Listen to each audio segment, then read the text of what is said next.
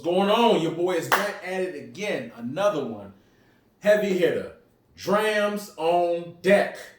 And this one right here, we got the Glenlivet Code. Now this one here, as you can see, it's a very all dark bottle. Very dark. You can't see through there.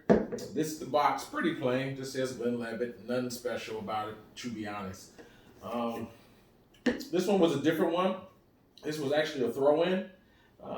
If you watch my reviews, I had a review actually the Yamasaki 18. When I bought the Yamasaki 18 at this particular store, the guy gave me a deal and he threw in a couple of extra bottles. So this was one of the bottles that he threw in for me. So I didn't even have to pay for this one, which is a good thing.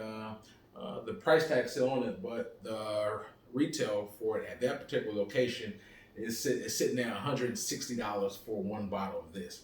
Now that, obviously when in California the prices are high, I've seen online where you can get this bottle for about maybe $110 versus $160. So it's one place you have to shop around. This is not a main staple at every liquor store. You're going to see this particular bottle at certain stores. This is not the regular staples would be like the Glenlivet 12, the 15, the 18. Those are the regular staples, but this code is not something you're going to really see.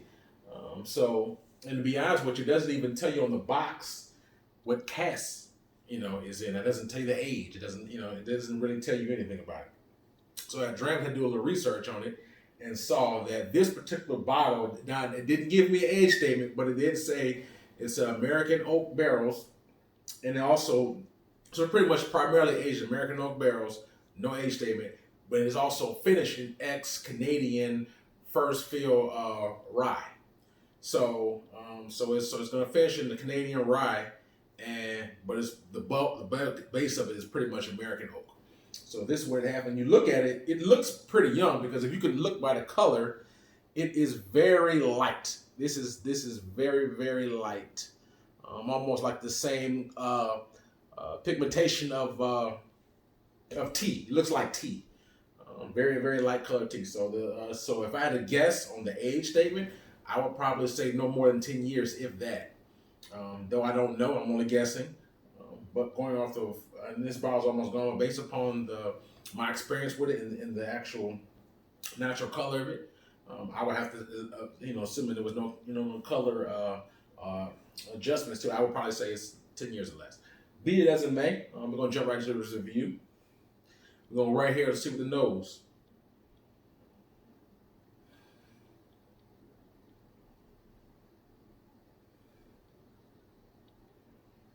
I'm going to be honest with you. The nose isn't really catching to me. It's nothing significant. On the nose, I'm not really picking up anything significant. No strong notes. I'm really just picking up just a light hint of fruitiness. It could be like pineapple or ginger or something like that. Just very, very faint note of it on the nose.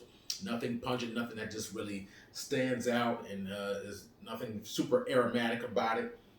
So on the nose, it's pretty basic and plain, at least for me. Now maybe your nose may be different, but for me, I'm not picking up nothing significant on the nose. So for me, like I said, just a little bit of hints of ginger, maybe fruit, but that's about it. That's what I'm picking up. It's not like super strong. Certain whiskeys, when you nose them, it's very pungent. You can smell the alcohol. It's right there. This one, I'm not picking up that. It's pretty mellow. It's not like a strong alcohol smell. Just very kind of okay. Nothing special about it. But on the palate, let's see what we got. The price point of over $100. When I typically spend 3 digits on a bottle, my expectations go higher. You may be different, but for me, when I spend well over $100, I expect it to be something enjoyable, something smooth, and so we're gonna jump right into it. I'm gonna tell you my thoughts in just 1 second.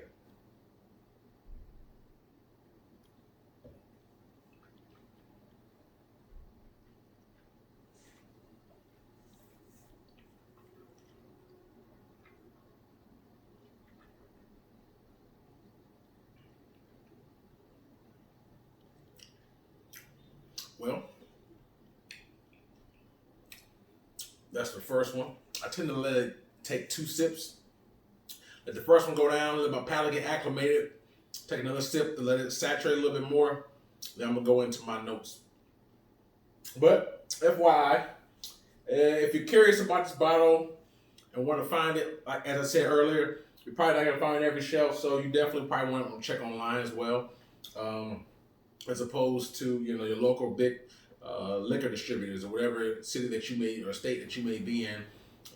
So I would definitely, if it's not in your local distributors, check online.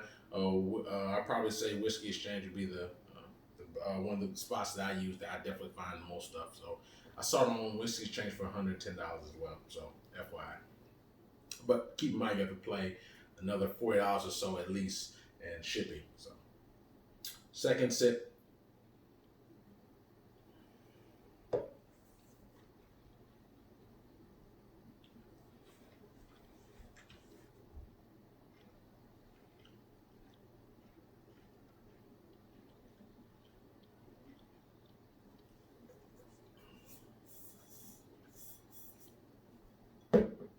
So I pick up oak, vanilla.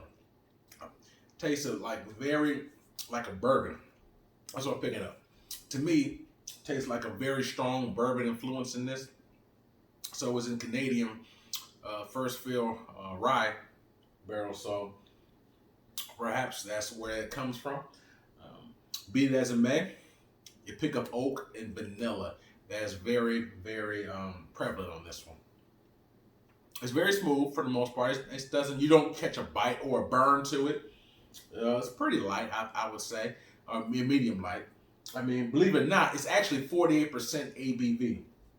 As light colored as this is, it shocked me that it's 48%. So you don't really, at least for me, my palate, maybe your palate would be different, but I don't get a strong, heavy punch of 48%.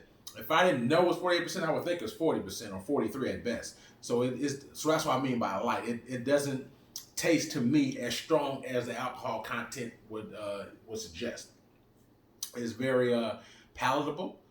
It's pretty smooth. I wouldn't say it's overly fruity, but it does have some sweetness to it.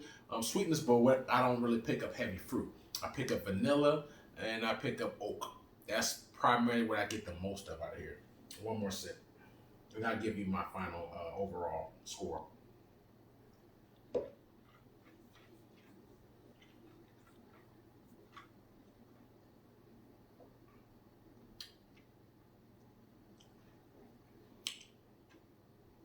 To me, if I had to pick another spirit to compare this to, I would say it's almost a poor man's version of a Balvenie 12. Doublewood, it tastes similar to that. I think the Balvenie Doublewood is a little bit better. It's a bit better in my opinion, and it's way cheaper, and it's way more accessible. But being me, I'm gonna try to keep it in the design. But just giving you an idea. So if you like a Balvenie 12, you may would prefer this as well. With the price point and availability is what's gonna come into play. So for me, like I said, vanilla. I don't pick up much sherry on this. It's pretty much just straight oak and vanilla, and maybe just a small hand of maybe a nutmeg or something like that. But it's pretty overall. This is pretty good. It's very, very pleasing. If I had to give this a score 1 to 10, I would give this a score of about 7.5. The reason why it's not higher is a price point for me. Like I said, for 101 in California, at least at this store is 160. Anywhere else is going to be over $100 anyway. So for me, it is pleasing. It is palatable. But I factor in the price and the availability. For something I can't find, even if I do find it's going to run me well over $100, I can find things that's just as enjoyable, far cheaper, that's a lot accessible. So for me, that's why I would say 7.5. But be it as it may, it's definitely a nice drink. It doesn't wow me per se, but it is good. It's good. 7.5 is a pretty decent score. So the Glenlivet Code, I gave it a straight 7. Like I said, I got a deal on it. I actually went there and spent a lot of money on that Yamasaki 18, which is another one of my videos I reviewed earlier ago. So I guess it was sitting on the shelf for a while, and he saw his military, wanted to give me this. You know what? If you get this, And I bought another bottle that I reviewed also, which was a Glenlivet bottle. So he just threw this in for free. I'm glad he did, because I didn't want to spend more on it. And like I said, though it's a decent bottle, it's way overpriced. And like I said, you can get other stuff that you enjoy just as much for far cheaper. That's small and not. If this was priced at half of what it's listed as, then I would say okay, maybe more so. But if you have to hunt this bottle down, I don't think it's necessarily worth it unless you're just really looking to collect or something like that. But that's just my personal opinion. Drams keep it real. That's just what I do. I'm just giving my opinion. But like I said, 7.5. The Glenlivet Code, Drams on deck, coming with more heat. Back at you. Holla.